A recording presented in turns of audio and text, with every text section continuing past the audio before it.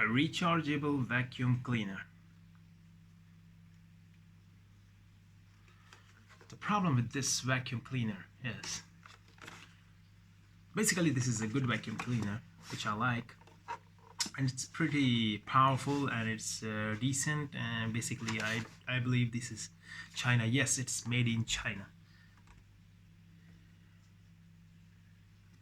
Yes, it's made in China. So the point is, I like this vacuum cleaner, but the problem was I was using it for about 6 to 7 months, and it was basically a rechargeable setup. One day I noticed that the battery was already out, so I thought it was out of juice. I tried to recharge it, and it doesn't work.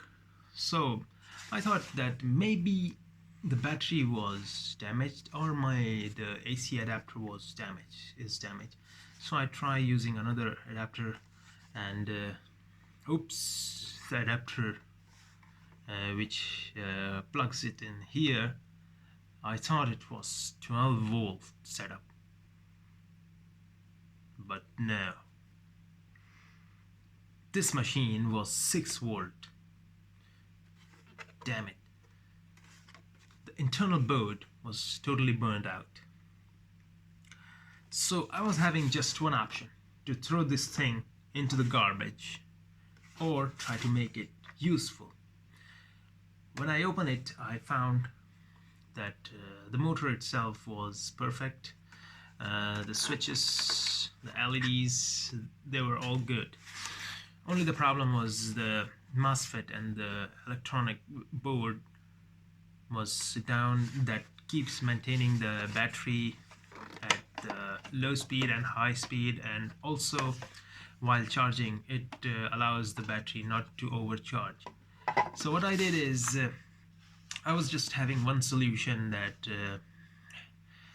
I can just make all the wiring directly. So what I did here is I just connect the wire for the motor through this power switch, and I just connect a T-plug, which you can buy from Amazon, Banggood, or anywhere online store. I just plug this T-plug, which was very easy, really easy, just to soldering you have to do, and that's it. And I purchased a LiPo battery, lithium polymer, which is also pretty cheap, and that works really good for me in this case. All you have to do is just plug this T-plug.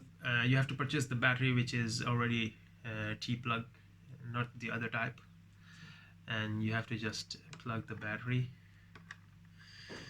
Okay, as you can see, works really well. So with this battery rated at 2200 milliamp hour, you can see right here, 7.4 volt. It is not going to harm the motor because the motor is already rated at 6 volt. So I just decided that this will be perfect match, and the space is pretty big enough to accommodate this huge battery. I think it's a smaller battery than the previous one which is already installed. So just fix it inside like this, and it's ready to go. You can see it works really nice, and all I have to do is now how to charge this battery is another problem. So I purchased a balanced charger too. Thanks for watching. Have a great day.